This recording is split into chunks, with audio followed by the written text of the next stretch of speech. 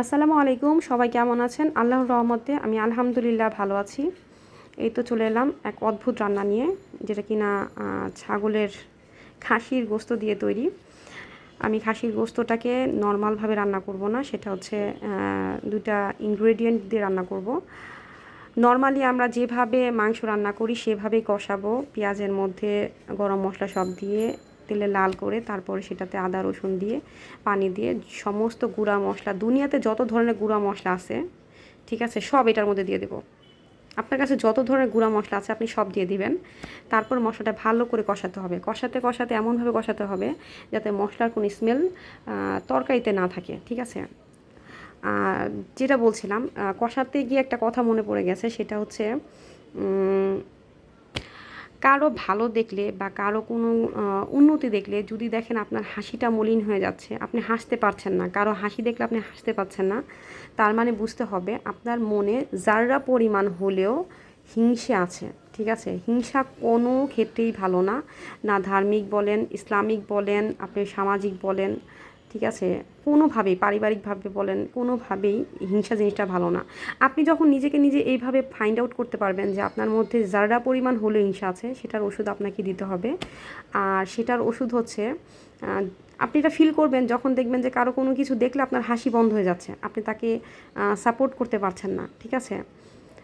সেই ক্ষেত্রে আপনি কি করবেন, নামাজ পড়ে তার জন্য দোয়া করবেন। যার প্রতি আপনার হিংসা, হ্যাঁ আপনি ঠিক শুনছেন, যার প্রতি আপনার হিংসা তার জন্য আপনি দোয়া করবেন আল্লাহর কাছে। এতে কি হবে, আল্লাহর একটা বিশেষ রহমতে আপনার ভিতর থেকে হিংসাটা সরে যাবে।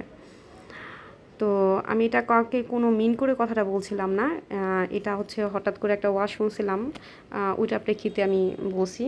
আজকে শুক্রবার, আজকে আমাদের এখানে ক্ষুব্ধ হয়েছিল, তখন এই কথাগুলো বলছিল, এর জন্য এই টপিকটা উঠাইছি। তো কেউ কিছু মনে করবেন না। আসলে যখন আমি মাংস রান্না করতেছিলাম তখন ছিল শুক্রবারের দিন। এটা হচ্ছে গতকালকে ছিল শুক্রবার, আমি ভিডিওটা ছাড়তে পারিনি তখন, এর জন্য আজকে ছাড়লাম। যাই হোক, সেই মশলা কষিয়ে আমি খাসির গোস্তগুলো দিয়ে দিলাম, এবং খাসির গোস্তর মধ্যে মানুষ অনেকে খেতে চায় না, খাসির গোস্তটা এক ধরনের স্মেল আসে, এর জন্য খেতে চায় না।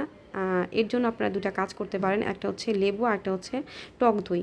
লেবু বা টক দই দিলে আপনার খাসির যে একটা স্মেল মাংসর ভিতর থাকে, সেটা একদমই আপনি পাবেন না, ঠিক আছে, একদমই পাবেন না। আপনার এত সুন্দর ফ্লেভার আসবে আপনার রান্না থেকে, আপনি নিজে অবাক হয়ে যাবেন যে এটা খাসির গোস্ত রান্না করেছে কি না। তো এই যে আমি বেশি করে লেবু দিয়ে দিয়েছি, আমি ধোয়ার সময়ও লেবু দিয়ে ভিজিয়ে রেখেছিলাম অনেকক্ষণ। এই তো এই যে দুটো ইনগ্রেডিয়েন্ট দিলাম, এটা হচ্ছে একটা পেঁপে, একটা আলু, ঠিক আছে, যা কেউ কখনো রান্না করেনি খাসির গোস্ত দিয়ে। আলু দিয়ে রান্না করতে পারেন, কিন্তু পেঁপে দিয়ে কেউ কখনো রান্না করেনি মনে হয় না। যাই হোক, পেঁপেটা ভালো করে কষাতে হবে। পেঁপে তরকারিটা অনেকে পছন্দ করে না, কিন্তু আমার কাছে, আমার হাজব্যান্ডের কাছে খুবই ভালো লাগে। পেঁপের ভিতরের সমস্ত পানি ভালো করে কষিয়ে নরম করে দেন পানি দিতে হবে, তাও গরম পানি, ঠিক আছে। এই তো আমার তরকারি হয়ে গেছে।